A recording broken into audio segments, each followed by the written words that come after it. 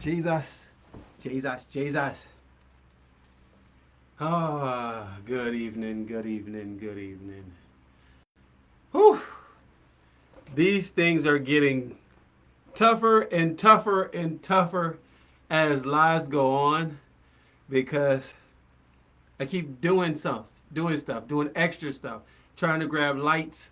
Hey Dale, how you doing? Yeah, so I just grabbed a fan and I just grabbed some tea because I was like, man, I have so many questions given tonight. You guys are awesome. I just want to thank y'all. So, first off, I just want to introduce myself to those who don't know who I am. My name is Joe Charlton. I go by Joe Clean.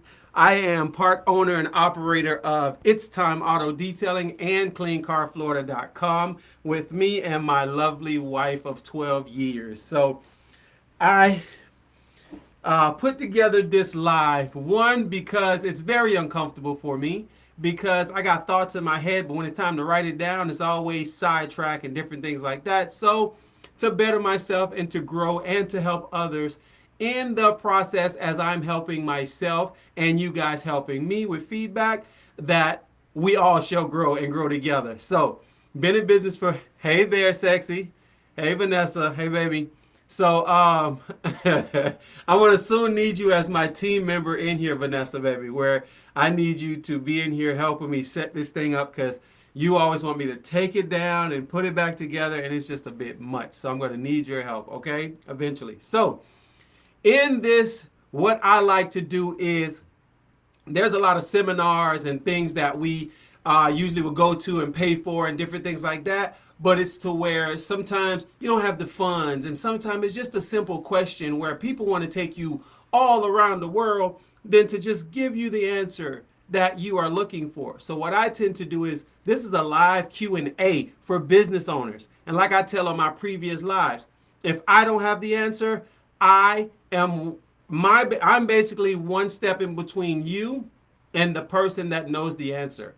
I'm vulnerable enough to go ask someone that I trust, CEOs and like CEOs of businesses, multi-million dollar, billion dollar businesses. I'm a detailer. I reach out to a lot of people. I detail for a lot of people. So it just tends to build relationship. And it doesn't help that I have a great personality, and I'm saying that in all humility. So with that being said, if you have a question, man, or even you have something that you deem can help someone, put it in the comments, put it in the chat. Your job is to always be, so what my mentor always told me and my apostle told me, you never want to be on either end of the spectrum. You always want to be in the middle. You always want to be the person receiving information, digesting the information, letting the information work for you, and then mentor someone. You always want to be in the middle to where you're being filled and poured into. You work that thing because this is 15 years of self-employed, like going through the rigmarole, going through the trials and error, ups and downs, crying and all that stuff. Listening to people when I think it didn't work and I watch God do what he does. And now I can give it. So therefore, you always want to be the middle person to where you receive and give. Okay, so that's what this podcast and this live is about. Don't know how far God is going to take it, but I'm believing that if I put my best foot forward every single day, that this will grow. More people will be inspired to be entrepreneurs, not just detailers. They'll be inspired to be the best at their job and different things like that. So I thank you guys on this live right now. Last week we discussed being the middleman, and it was a great topic where middlemen, if we understand the value of being the middleman, building relationships, being that person to do the connection, you can get paid just for speaking. You can flourish just from being the person in the middle. You're not always having to be the person to create stuff. You can be the person, well, your creation is, I'm bringing these two things together that never met before, and I just created. I use Airbnb, for example. Airbnb is the middleman. He said people have homes and people are looking for a place to stay. I'm going to create something called Airbnb and bring these people together. So if you guys are interested in how to be the middleman and how to empower yourself as a middleman, last week's episode was very, very good. So I inspire you to go back and look at that. Hey, Sarita. Hey, Dr. TJ, Mr. Motivator. How you doing, sir?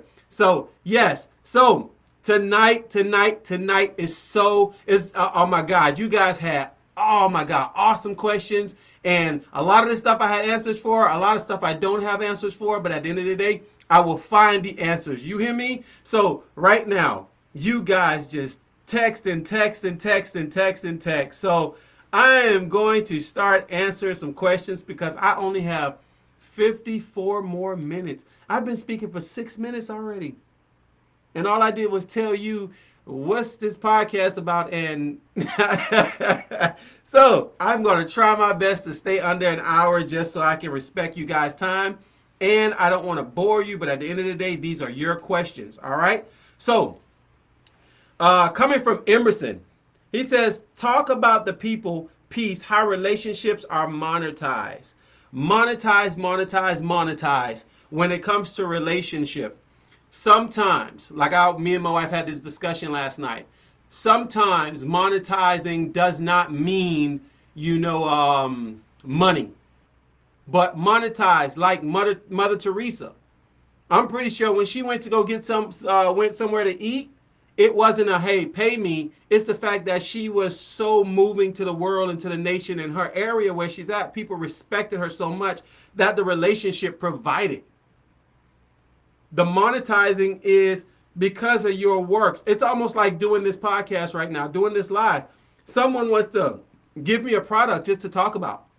That relationship, meaning that I trust that product going to do what it says it's going to do, so I put my name on it because I value my name. They may just give me free product, or not free, but compensated with products, and then their name is put out there because the platform is for the people that I'm speaking to, and then they make sales based on me speaking about it. So it can be monetized where I say, I don't want your products for free. Pay me XYZ, use my code 10%, give me 10%, that type of thing when it comes to relationship. So Emerson, good question, good comment.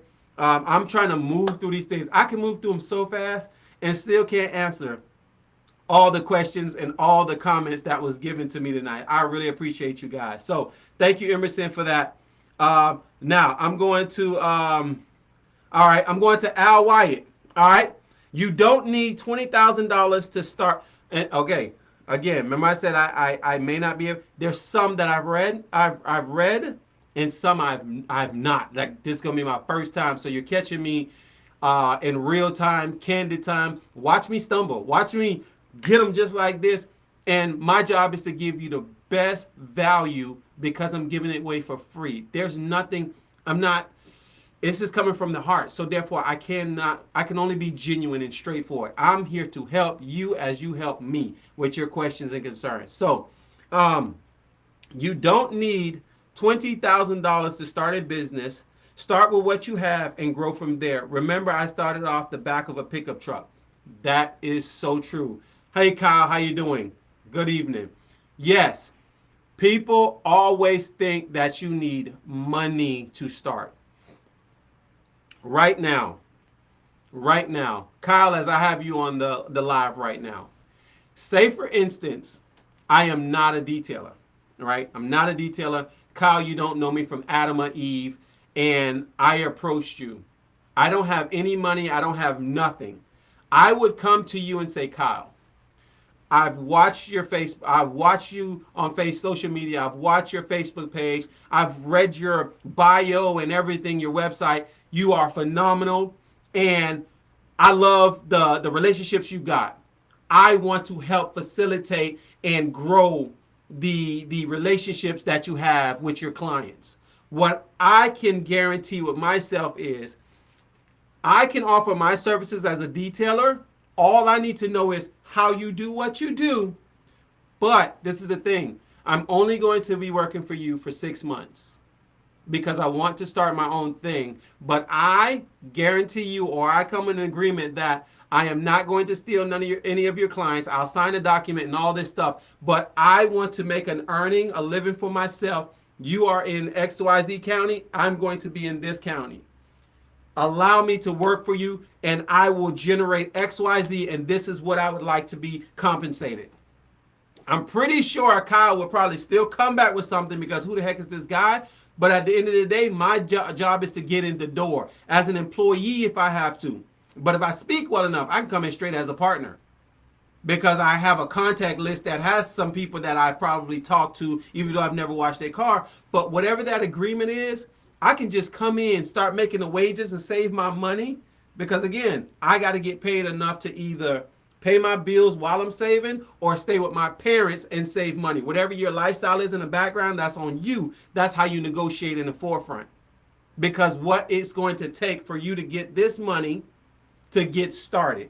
And before you know it, he may franchise with you. He may say, you know what? I don't want to lose you. How about if I do this? Because everything that you do, when you do it in excellence, you don't even have I'm going to tell you this straight up. People say business plans when you start a business. I don't know if that's in the comments or questions or whatever the case may be. But when it comes to being excellent, every day you wake up, you giving thanks to God. God, what do you want from me today? You don't even have to write out a plan. You just wake up today and you just put your best foot forward. I'm going to detail 10 cars today. This is what I'm going to do. Wherever that leads you, it's always going to be great. Like my apostles say, things don't end wrong. It starts wrong. But if you start with a work ethic and you keep it going and everything is great, you treating all your customers with respect and value and reliability, it always lands on the unexpected. Anybody ever had a goal where they shot for $10,000 and ended up making 15 or 20? It's almost like, dang, I shot too low, because you gave your best foot for that 10 and it ended up being 15 or 20. So, yes, you don't need money to start a business, but you do need what you need to get started, whether that costs you or you speak with somebody, building relationship. Thank you, Al Y, for that question. All right. Okay. I'm sorry, I skipped the one. All right. Somebody's still thinking. All right. He said reference to detail. All right. So I have two topics: setting up your business property, licenses and account, i.e. checking credit cards to customer service, has took a drop. Words is not kept and followed through horrible. Through is horrible. The focus is on making money, not customer satisfaction anymore. Skilled labor. People are getting into business because of high demand, but their skills and equipment are substandard. That whole synopsis is people are doing things for the money. You remember back in the old days where the work ethic is because we needed steel, because we needed oil, because we needed produce. Those things, because people knew we needed them. This day and age, there are some people, but I'm not going to put a cap on all people, but there are some people that are so privileged because what they see out there. No one really shows the process. Right now, I'm going to be honest with you. You're looking at my process.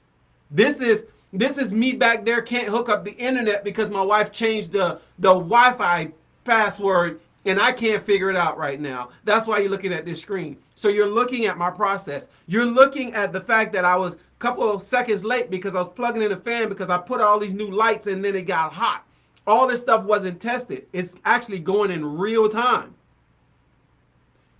But I am doing my best because my prayer before this live is, God, allow the voice that you've given me and the thing that you've put in me, that I'm acting on it, but let it have a platform to where I'm helping others. And in that, it helps me. Okay? But it has to be from a place of being of value, not from a place of money. When money is the goal, it's never ending. When you don't get the money, you have nothing else if money was the thing. But when it's your passion, it's like, okay, if you ain't gonna give it to me, get out the way, respectfully. If you're not the customer for me, get out the way, because there are billions and billions of people on this earth, and my job is to reach them. They get the privilege of getting this quality. So that's the mindset of what we need to have in this generation. But because of the internet, we see the glamour. We don't see the process. No one, I don't think people show you the process of setting up their studio before they even go live. But they go live and they got the great topics. That is very enticing. You want to be that person, but then you stumbling all over your course and be like, this is not worth it. Because now the end goal that you saw is out the window because you didn't think there was a process. So, again, thank you for that question, Thomas. I appreciate you, sir. All right. Y'all guys got some good questions, man. All right. Delsha, what do you do to stay relevant as a business owner? Personal networking events, social media presence. Relevance is being relevant to yourself. Right now, if you did the same thing over and over, you still can be relevant. Let me clear that up. I go to church on Sunday. That's the same thing. But I'm believing my apostle is hearing from the word, hearing from God. So it's going to be automatically refreshing as I go into the worship, as I go into the closet, or if I'm praying, it's always going to be something new. Now, when I'm networking, do I network with a bunch of people I would not trade my life with?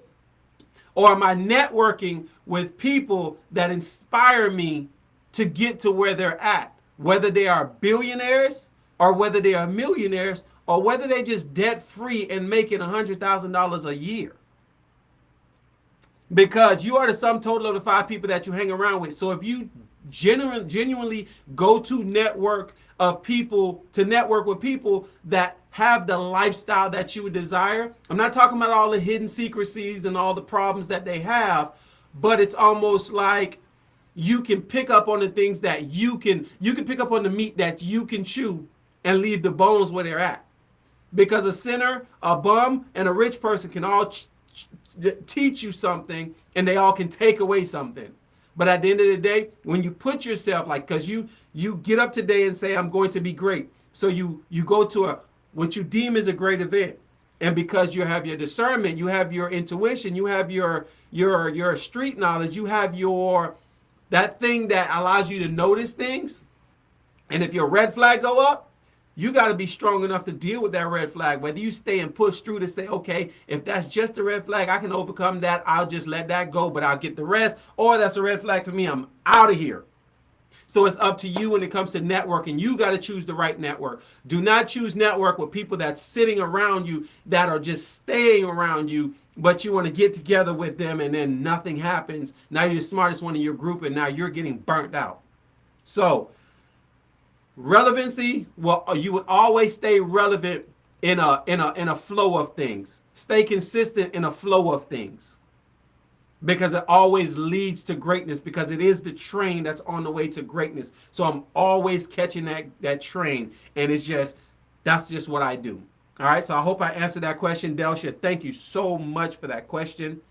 All right, so from Justin Lucky, all right, reading this for the first time. I think what a lot of new business owners tend to struggle with or lack is damage control, for example.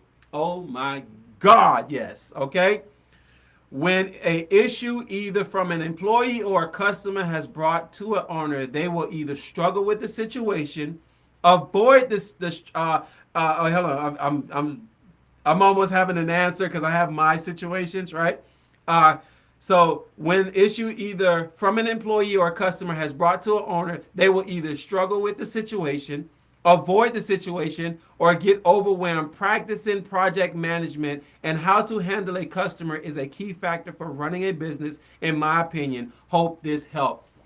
Justin, aka Lucky, bruh, I got this from my apostle, Mark T. Jones. I did a ceramic coating on a customer's car. This customer claimed that he did not want a ceramic coating, and the damage that I made his car too shiny. He didn't want his car shiny.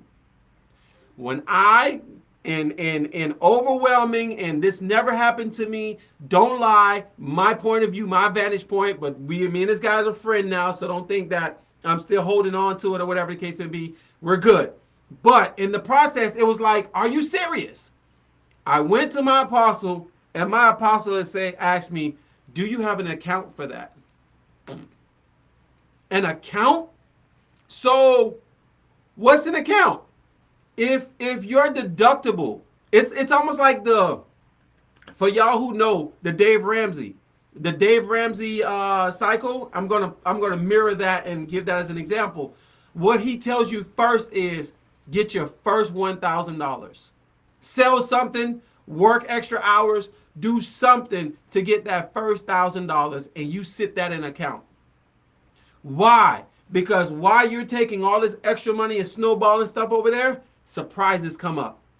A tire may go flat and you need $15 to get a plug or whatever the case may be, or the check was late a week and then you can use that $1,000 and then replace it when you get your check because your job messed up, whatever the case may be, but you got that $1,000.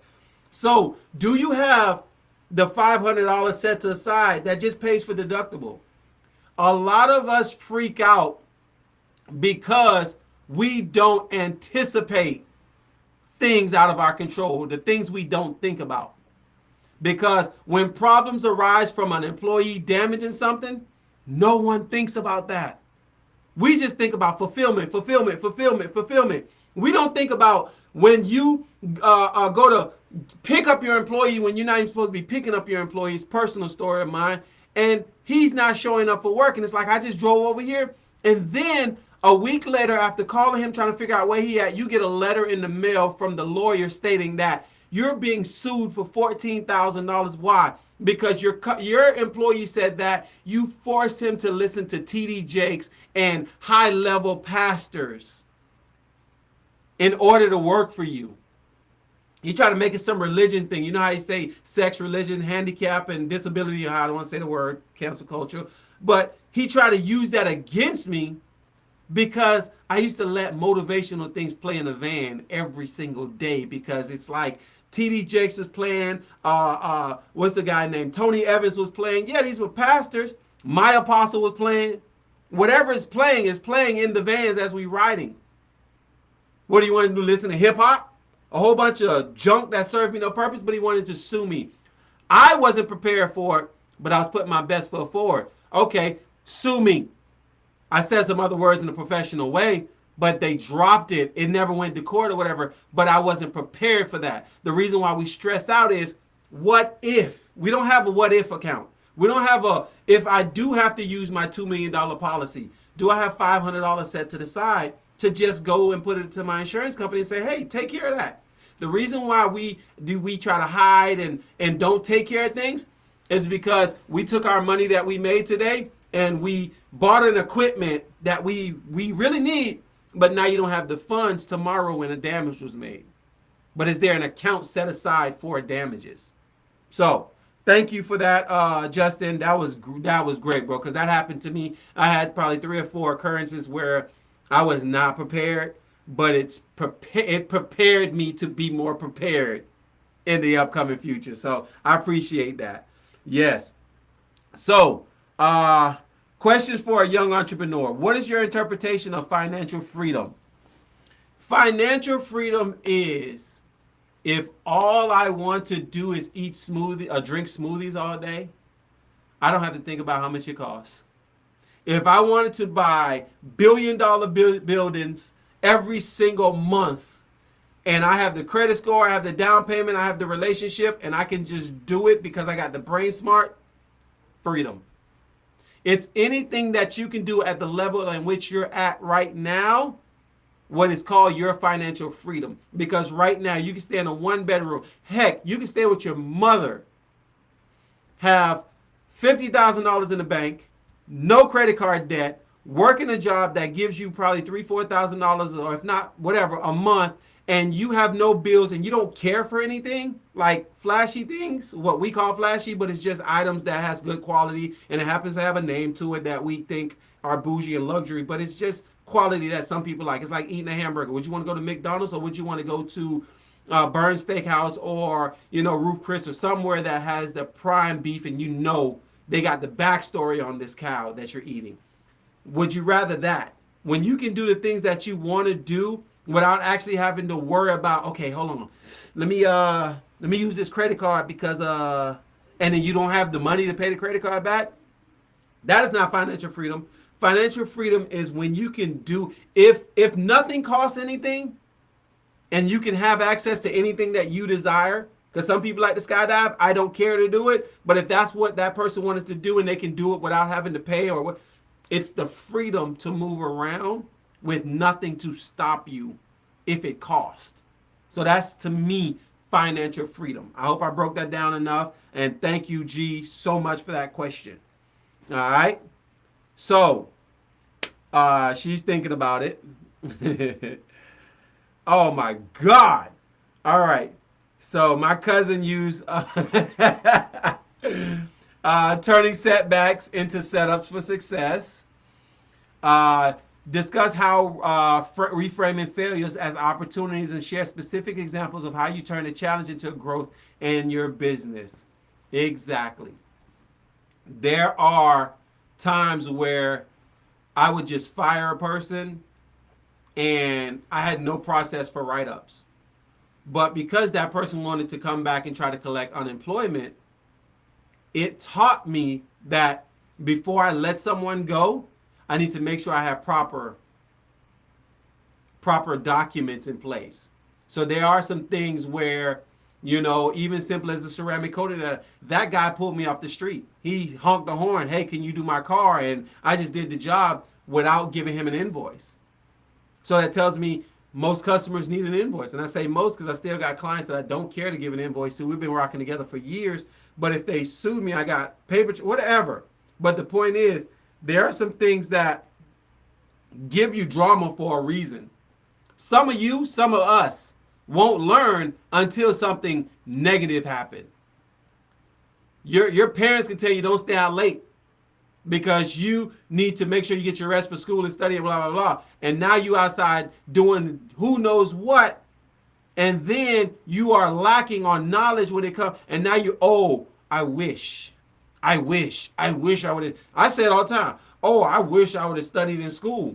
Hell, I wish I played ball. I was fast. My energy is up there. I'm 43 years old and I still feel 25 in the inside. But my body tells me the truth once I try to act like a 25-year-old. Okay, not joking, but moving around.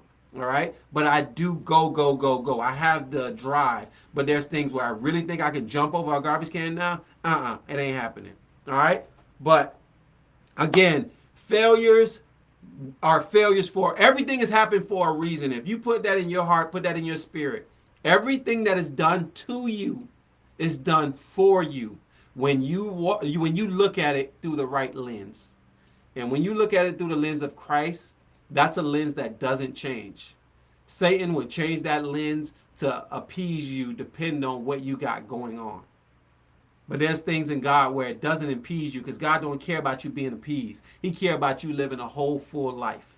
Okay? So therefore, it's your perspective and who you choose ye this day, who you serve. The whole lingo. I'm not getting into preaching, but that's the bottom line. That's principle of my business. All right? So thank you, cousin. I can't go into the whole ChatGPT long list, but I one day will so that it may be a podcast just based off of your questions that you had, that long list. So I thank you so much, cousin.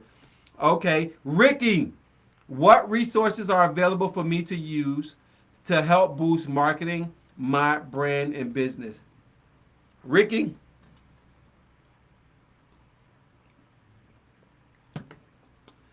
this is one thing where you can pay the cost to be the boss,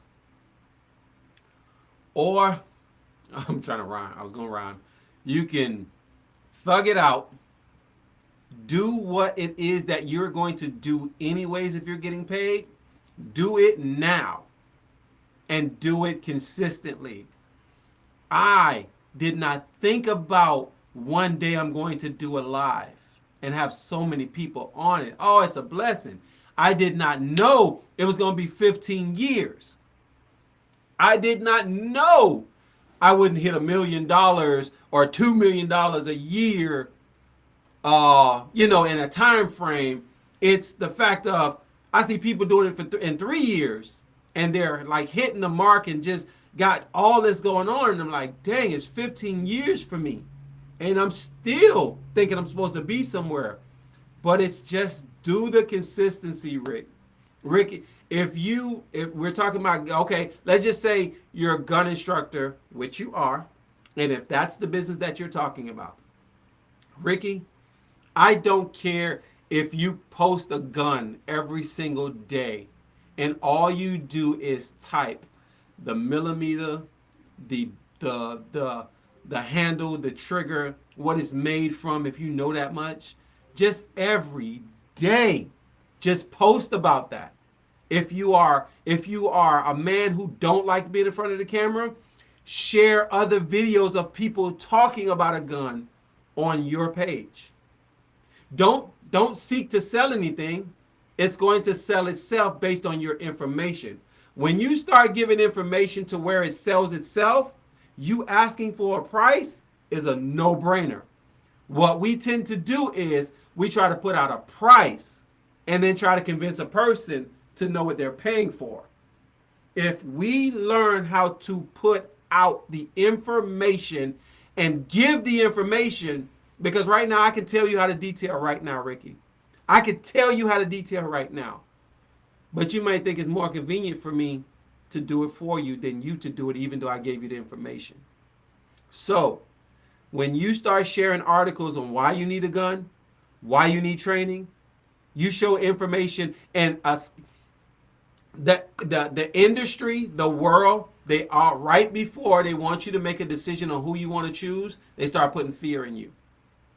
Fear is the number one cause to make anybody do anything. If you can get people afraid, they will buy all the water, they will buy all the gas, they will buy all the bread and toilet paper. They don't care if you don't have it at your house, but as long as they have it at their house. So if you can put on a platform all the information on what you do and what's the benefit of it, people will call you to pay you. You don't have to tell them a price until they call you. So the resources is just go on Google, research the guns if you need to learn it, and put it on there. People will start calling you. This is 15 years of people calling me randomly. I got a new contract tomorrow morning at 7 o'clock. Why? I just put it out there. I put my best foot forward, so we're continuing to grow. So I appreciate the question, Ricky. That was a good question. All right.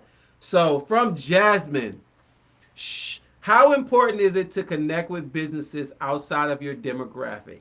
Do you think black businesses stifle their growth by labeling themselves black owned? I need your help too. I want to go live tomorrow. Okay, I'll talk to you about that. All right. This question how important is it to connect with businesses outside of your demographic? It is so important. I connect with chemicals, distributors. I connect with the dealership for where I get my van. I connect with the cell phone company for my business. I connect with an electrician because I needed a drain put inside of my place. I connect with a guy who does PPF because he don't do detailing. I don't do PPF. So we're swapping.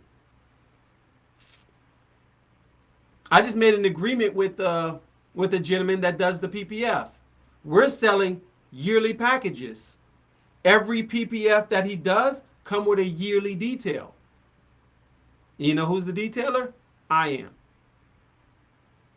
It's about building relationships with people, and it took no money for me to talk to him.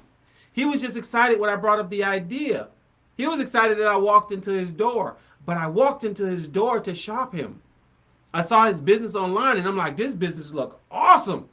And I walked into the building asking questions. Can I look around? And I'm like, and I realized he don't have a detail bay. He has a car wash bay to where they wash it real quick to prep it, but they don't offer detailing services. because every day I strive to put my best foot forward. Now we have a relationship. So by Thursday, God's will, we'll be starting that relationship. So again, outside, do you think black businesses stifle their growth by labeling themselves black business owned? Yes. I believe that when a person labels themselves black owned verbally on the flyer, on the commercial, it is like a white person saying, pick me because I'm white. Do they do that? No. They just make their commercials so enticing because what they do is they do market research. They figure out what color means what. Why does yellow on the McDonald's M, the arch? Why is red? Because they do market research. They don't have time to make you feel sorry for them. The whole idea for me is for somebody labeling themselves as black, it's, hey, look at me. I came out of what we was under, so give me an opportunity. When you put black owned should be way in the background to where the government contract can read that. It should be on your articles. It should be on your, it should be on your, like in your bank. Because when they're looking for an African-American business owner because they got to share the wealth to make the economy even, that's in the back end. They will give me a call, like we did it with the county here. The health inspector, they gave us 100 trucks because we're black owned and my wife is a black female, all minority across the board. But you never hear me yell out, I'm a black owned business. It stifles you because it's almost like, hey, they're jumping on me, so can you let me drive your car? No. But I'm an excellent car driver. I'm the type of guy that if you need your fuel filled up or you need this, you need that, I'm a concierge service. But guess what I'll be doing while I'm doing all this stuff? I'll be driving your car. When you go out of the country, you leave me with your car because I take care of the car. But I won't go there and say, hey, because I'm black, can I drive your car? No. I'm going to show you how trustworthy this black guy is. You're going to allow me to drive your car. You're going to want me to drive your car because you can't sleep at night because you don't know where you got somebody watching over your car now. So you're going to want me to watch your car. I'm keeping it clean. I'm keeping it fueled. I'm keeping the tires rotated because you don't have to worry about anything. I'm the business owner to make sure that you don't have to worry about anything. That brings so much value. You know what it's like when you don't have to worry about if your spouse is cheating on you? When you don't have to worry because you know without a shadow of a doubt. You know what it's like to have faith because you know God is going to provide. You move different. So, as business owners, whatever it is that we do, we have to make sure the customer, which is our bosses, if we got 100 customers or 1,000 or 1 billion customers, they are all our bosses. If they can, without a shadow of a doubt, don't have to think about it and you are in place when they need you because this was the agreement, you are the man or the woman. That's what business is about. You are guaranteed that Chick-fil-A is going to be open Monday to Saturday. On Sunday, you know they close. But McDonald's, Publix, they got to be open because some of them say 24 hours. Some of them have their hours on the windows. But they do what they say they're going to do. Where shopping is a pleasure, they're upholding that standard. So, yes, I believe you're stifling yourself when you have to verbally put on your flyers and verbally say, I am a black business owner. I'm a Mexican business owner. I'm a white business owner. Indians don't have to say they're Indian business owner. They just put their initials outside and a whole bunch of Indians flock to it. Okay, that's a different story for us as African Americans because we don't flock to it. We flock to a deal from another African American. So, Tasha, Mrs. Grant, what is the key to consistency? Why so many people rather lose their businesses versus say they need help? How to apply and keep biblical principles in your business. So, what is the key to consistency? The key to consistency is Every time I wake up in the morning, I am an entrepreneur, which is a detailer, and I'm going to put my best foot forward because tomorrow at 7 a.m., that's my schedule. I'm starting there, and wherever that leads me is going to be great. Even if I get off early, it's going to be great because I'm going to do something else that is great. The consistency comes from, it's who I am.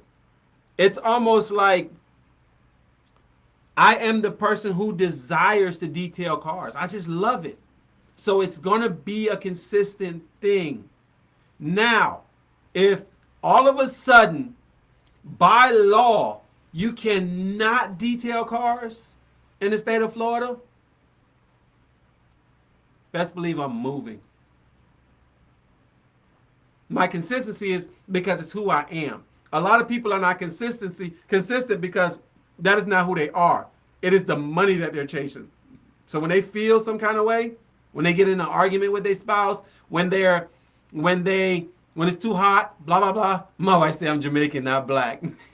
Just saw that comment. Yes. Yes.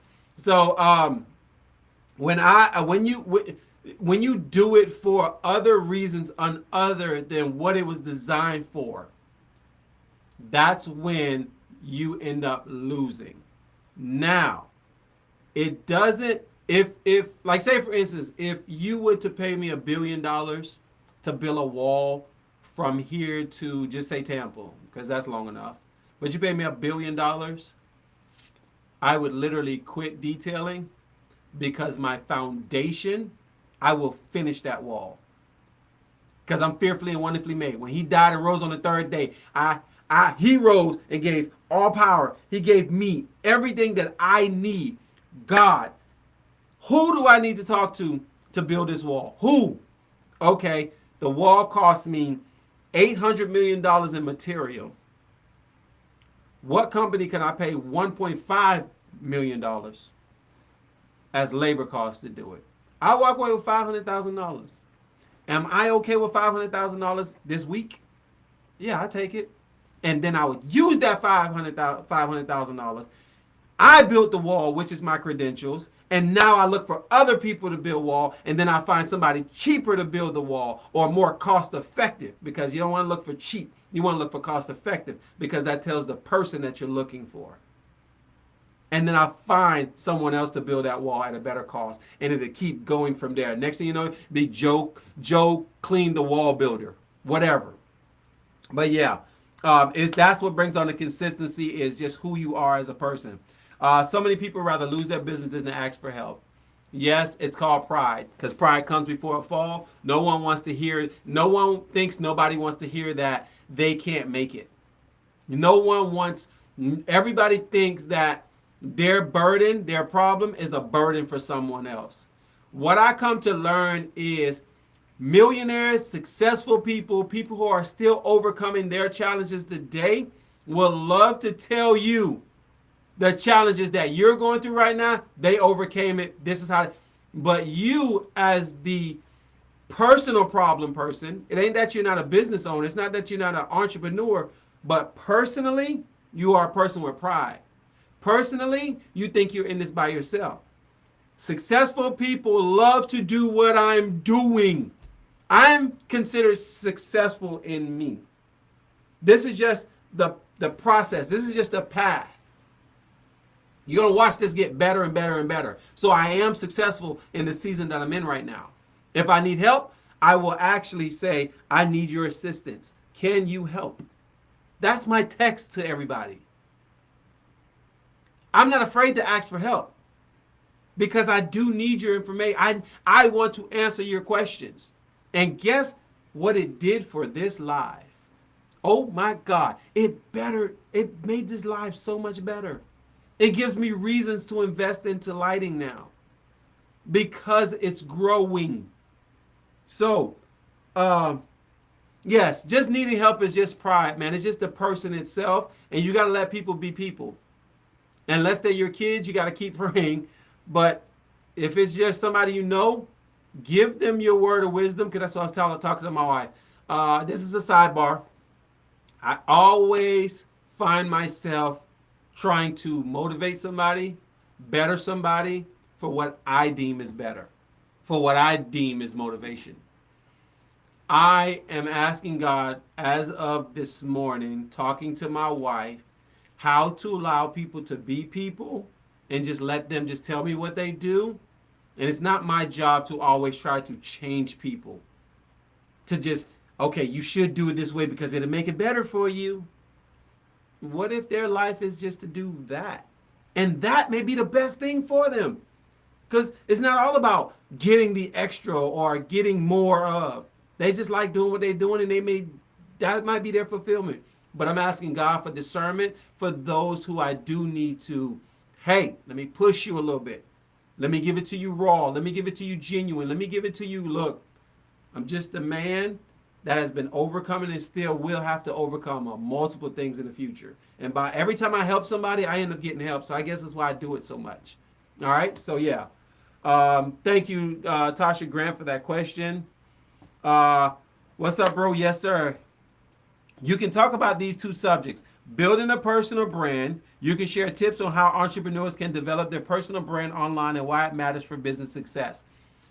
What you're looking at right now is Joe and his personal brand. It's inevitable. Whatever you do online is your personal brand.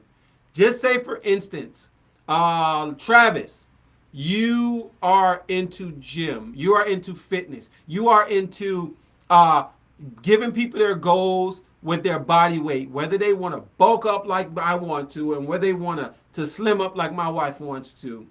That's your job. That's your business. You got your packages for that. But if every time I go on your Facebook page, I see cats and memes and it has nothing to do with your business, your personal brand when it comes to Facebook is the guy who shares posts about cats. When I see you on the street and I see you either, I don't know, smoking weed, rolling dice, I'm just saying some ghetto stuff, or you just chilling, doing nothing. But then you keep handing me a business card for fitness. Your personal brand is trash, but your business is fitness. Me, I am just speaking. It's entrepreneurship, even though the platform is detailing. I'm going to eventually start talking about detailing so much, and while I'm talking, you're going to just want to know what I do after a while. If I were to do this live enough and then take $1,200 and put it on a billboard, you'll be like, oh, that's the guy that's on Facebook Live. And he gives away free information. My personal brand would be, I give away free information, but then it would turn into, the business part is the guy who gives away information. It's how far and how hard I push my personal brand may become the business. But my personal brand is, I'm a guy of good spirit, good character, integrity. I ain't got time for it. Let's not waste time because it's very valuable. I'm that guy. So that's my personal brand. You trust me enough to even listen to me. That's my personal brand. I've shown 15 years of detailing, and when I'm speaking, the personal brand is I'm growing, I'm learning, you are in the trenches with me. That's my personal brand. And you can say, I can remember when. That's my personal brand right now. So that's my input on personal brand. All right. Time management and this again is from Christian Lance. Time management for entrepreneurs. Offer insights on effective time management strategies that help business owners maximize productivity. This is something that I told a brother the other day. And this brother, he confided in me, and he got he had his kids. And right before his kids came over, I say, hey, what are you doing? He goes, I'm watching a podcast. And though it was a great podcast, but was it the subject of what you need to be doing right now currently? So you're about to get your kids. So I say, this is what I imposed to him, and it was the right advice because he did it. If anytime you tell somebody to do something and they do it and it's success, it's the right advice, even if it's not in lights, right? So what I told him to do is, or I suggested was, each kid figure out what they like. Now, when they all come over, what time is bedtime, what time is reading time, what time is playing time, whatever, blah, blah, blah, blah, blah. And what I suggest that you do is you literally write down a time on what time you're going to do everything you're going to do. You want to know why you go from how? You want to know how you go from kindergarten all the way to the 12th grade? It's because they say the time you get picked up off the bus is 6:33 a.m. The time first period start is 7:50. The time you do this, the second homeroom is this. If you don't intentionally write down your time until it becomes a lifestyle and a habit, you don't have anything to manage. You are literally setting yourself up for failure. I have a mental thing where if I have 8 cars and I know I'm starting this one at 7 a.m., I can tell you what time I may get to the 7th car or the 8th car based on traffic, based on the conditions of cars I've never been to. I have a mental thing. When we go to CFM, we go to church, that the church, believe it or not, even though we are in worship, and sometimes worship just go from start to end, and God, Pop say he never got to his message, but that's all on a time schedule. Literally at 11:55, he started telling you what the scriptures is, and he might go back into another song by 12:02. Y'all sit down, sit down, sit down, sit down, and he goes into the word. And by 1:55, he got us all standing up, closing out, giving the benediction. Anybody need a church home? Anybody serve a Christ? It's a time schedule, even though it feels like it's free flowing. So time management is out of whack if you don't put a time on the things until you make it a lifestyle. Because my body gets up every morning at 7:30 without like it or not. It got up at 8:30 this morning because I went to bed at 3 something last night. Okay. But I wasn't pressed for time this morning. But then I found out I was because my wife had to go somewhere and it's supposed to be somewhere. But still, my body generally is on a time clock now because I've been setting my alarm. Now it gets up automatically. All right. So that's what I have on time management as an entrepreneur. So effective time management is just putting the time to everything that you got to do. Make your to-do list. All right. So we have my sister in Christ. Well, we have Brittany McCoggle up in Kansas. Challenges in business with an example on how you overcame. What is your approach for turning one customer into repeat customers? Challenges in business is, it's an everyday thing. It's an everyday thing. So this could be a challenge. So right now what I did was I took a customer that cost about $3,000. About $3,000 to service him for 6 months. So what I did was I took 50% of that $3,000. He pays me that now. And then I split that other $1,500 over 6 months for his vehicles. That's victory, great. But the challenge is, what if he's not an on-time person? What if? So therefore, when it arises, I'm a person to actually put out fires. Just like if something were to happen with my wife, we're going to get to the bottom of it, and we're going to get to the bottom of it right now, because when I'm done with it, I'm done with it. I'm moving on. If you do it again, hey, look. But the point is, I deal with things as they come, and then it helps me mentally. But this is where the reason why I'm doing these lives, because I know what to do in my head. But what do my team does? What do they know what to do?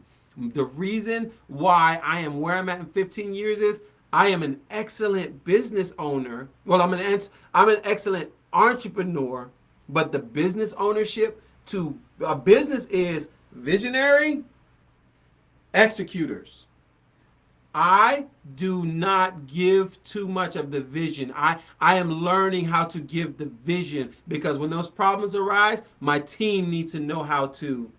Just say, for instance, if we had to find paper clips for the business, I go on vacation and they call me to ask me where paper clips are at.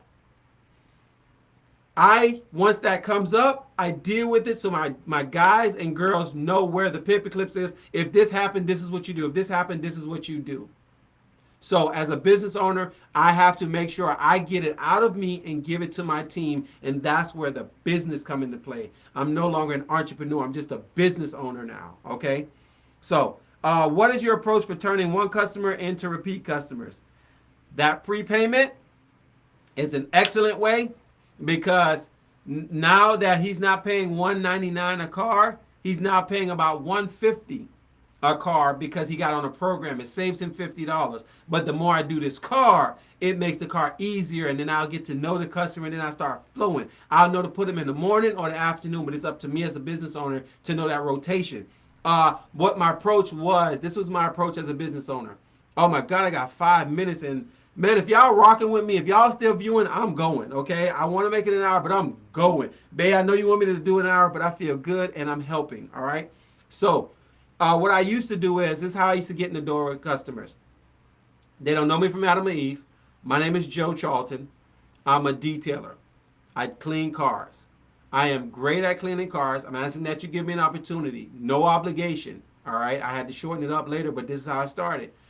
I clean so well that I guarantee clean or it's free.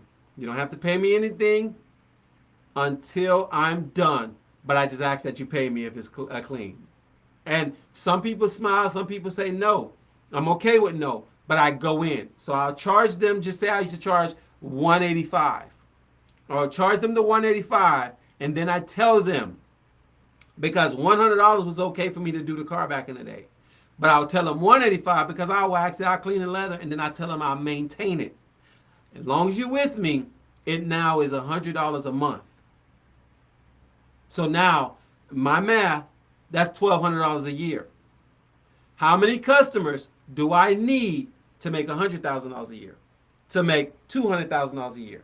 That's how many customers I need to bring on, paying me at least $1,200. So again, answered the question, then I went a little deeper into the millionaire math, but this is how I maintain it, because if they miss that next month, they're back to 185.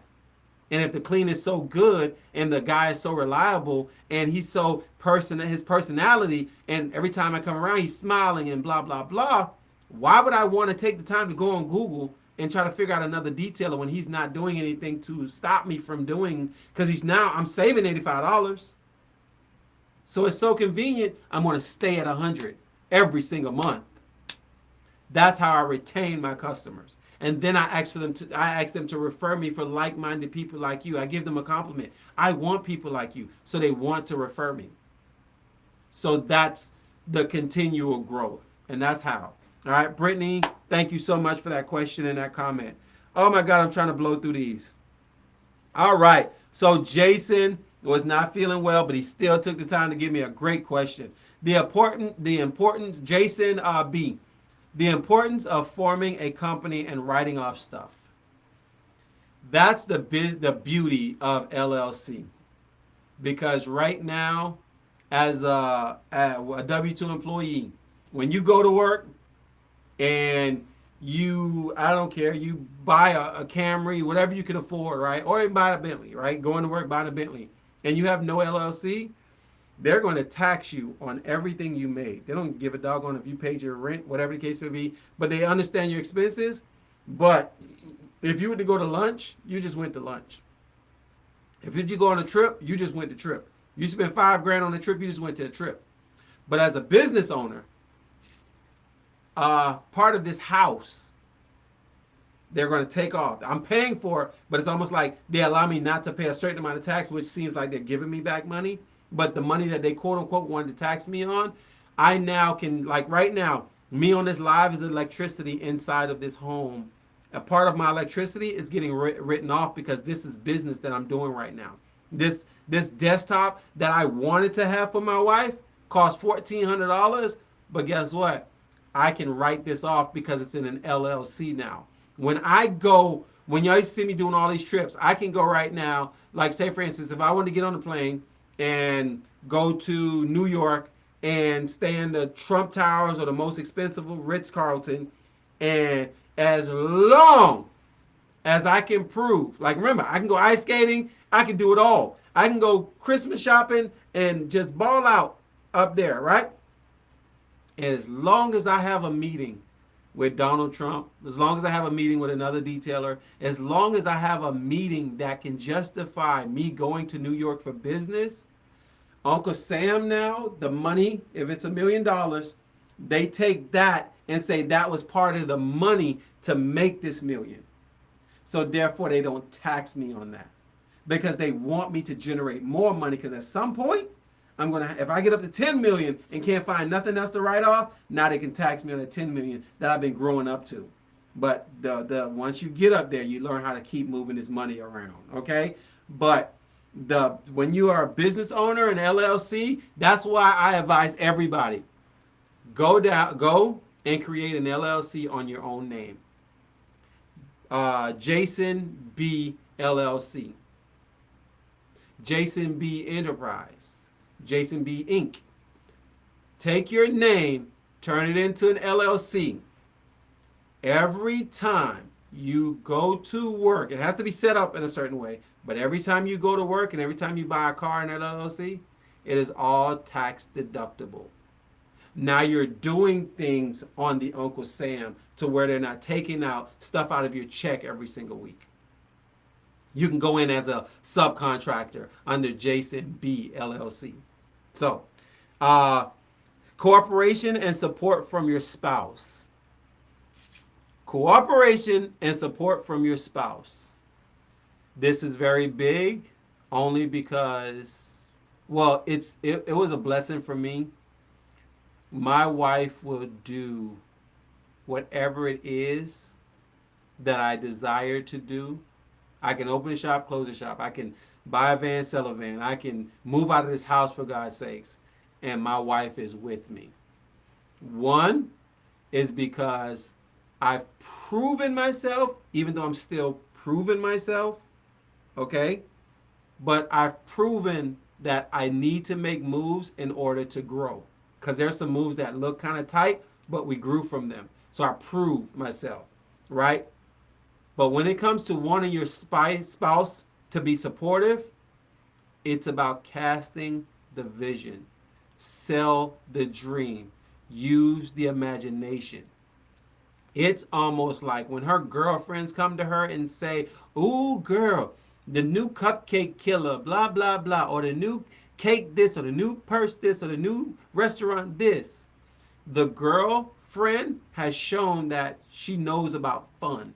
She knows what fun is. So when this girlfriend come and introduce fun to your wife, when she needs fun, she know to go to this girl. It's a trusted source. And this girl has led her to the fun things. So now anytime anything comes up, she knows who to go to for fun. So when it comes to the spouse has to cast that vision. So our apostle said the story where he said, we're going to be debt free. We will have to do this. And when we do this, this creates this. So when you cast the vision and make it plain, God, the vision, Habakkuk 2:2, it's almost like just saying it verbally to where your wife understands the language. Speak her language to get her to understand that there are fruits after this discipline. There's fruits after this cutting it all off. There's fruits after I transition from this to this. So believe in the vision. Your wife will follow. I don't care how disobedient your wife is. I don't care how much she lies. If you can cast a vision big enough and clear enough, she will follow you up until she relapses, but she will follow you. Now, when she relapses, it now puts a light on her relapsing. But she could relapse from the beginning because you didn't cast a vision. So I hope I answered that question. All right, the power of agreement. The power of agreement only works when two people who are in the agreement have integrity and they have morals and they have character. I don't care how powerful the agreements sound. The agreement being powerful is on the people or the thing that made the agreement. That's where the power lies. God, my agreement is to serve you. And God, my agreement, Joe, is to provide for you, to take care of you, to give you no worries. You just have to trust me and have the faith. Keep the faith. Have my faith in you. That's the agreement. I have the integrity to keep that. God has the integrity to keep that. But if you decide to change because the wind blow, I don't care. The power of agreement is if two people are in agreement and they are true, that partnership is, oh my God, it's two heads are better than one. Even if it's with your spouse like it is with mine. Me and my wife team up, it's wonderful because we're in agreement. All right, let me move fast because we are how many minutes? 5 minutes over. You guys got some great questions, man. Determination. Not ooh, that's why I got tea. My lips are dry. I know my wife is talking about me. But my wife is hotter than my coffee. So, determination not taking no for an answer. That's bottom line. Put it this way. Not taking no for an answer is just, it's almost like, man, bro, you hungry?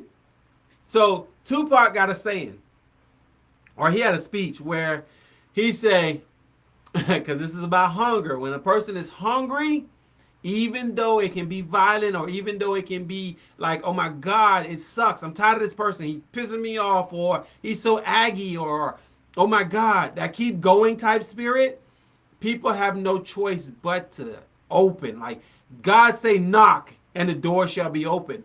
He didn't say like knock and that's it. It's like a continual, because the person you're becoming in the process of knocking.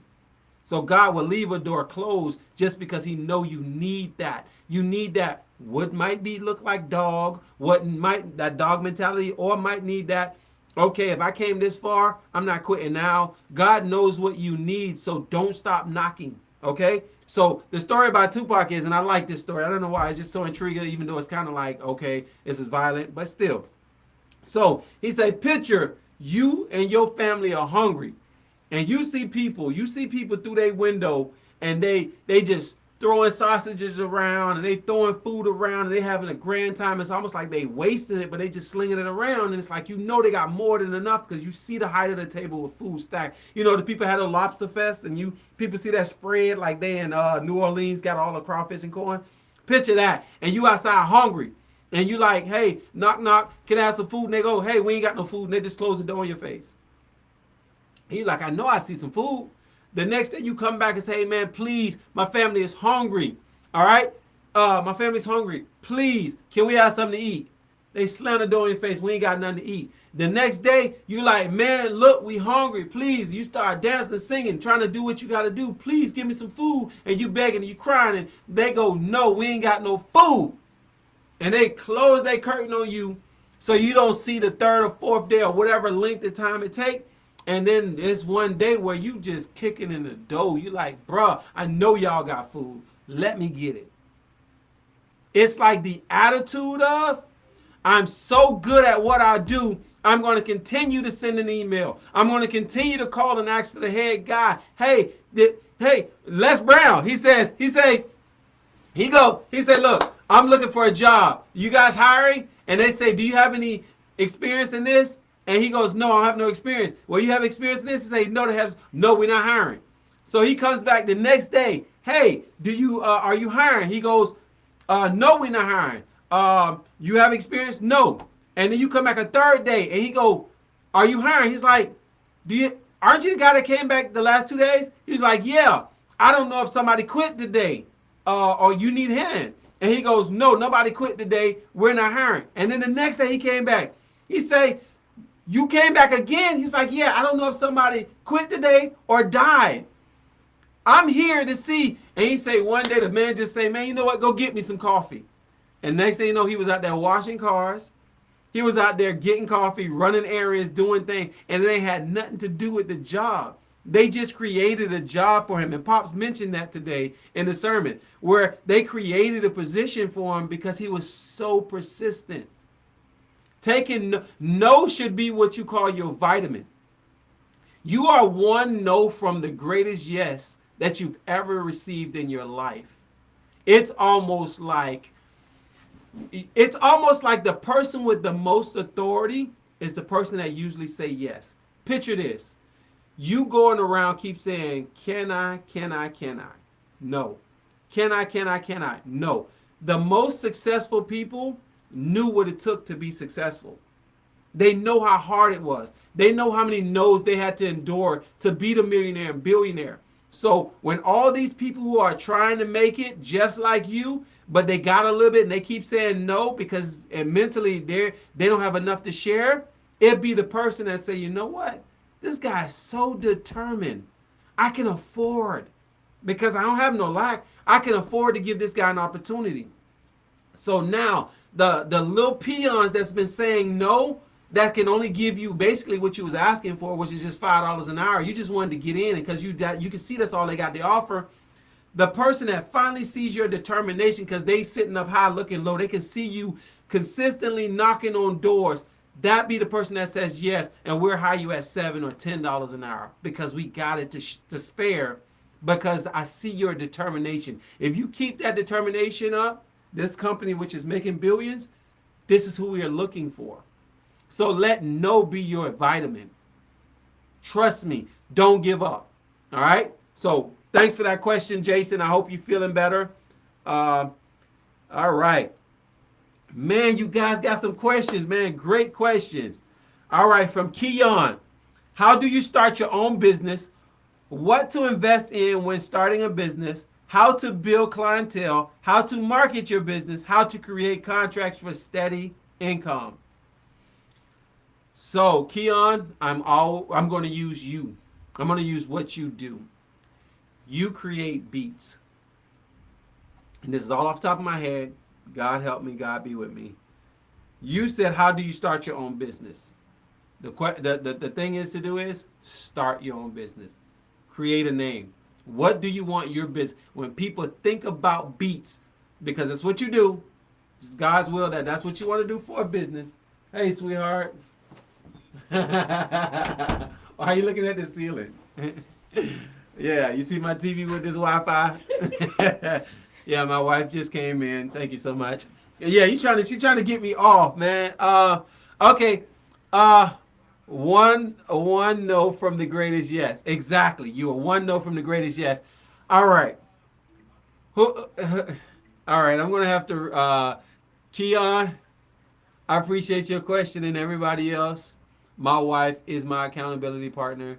I am 12 minutes in, so I will be ending this live out of respect for everybody's time, and also respect that my wife wants my time, and I want to give her my time. So I will be answering all these questions in the comments, and also all the messages I've been getting.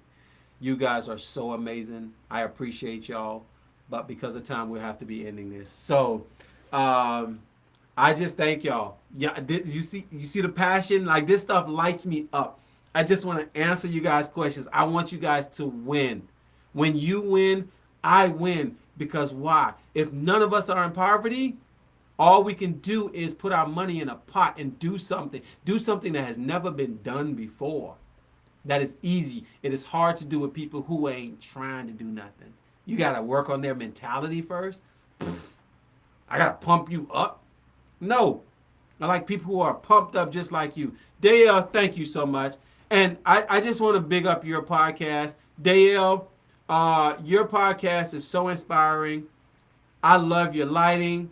I love your imaging. I love your content. You encourage me to do what I am doing now. I just watched your video on yesterday. Was that Saturday? Yes, on yesterday. And it was amazing. So keep doing what you're doing. I encourage you as you encourage me. And I thank you. For you guys, go over to Dale. It's Dale, Daybell, yes. What is it called? Such a Woman. I'm a male, and the Such a Woman podcast is very helpful for me, right? So she's such a woman. Go over to her podcast. Check her out on YouTube. And I'll be moving my platform over to YouTube one day. So it's very inspiring. So I thank you guys for rocking with me, man. You guys enjoy your upcoming week. Plan out your time. Manage it if you can't do it mentally. Write out what you're going to do for the rest of the week right now. And execute it. All right? That's how you stay consistent. That's how you manage time. I appreciate you guys. I love you guys. This has been awesome. I love you. Joe Clean. I'm out.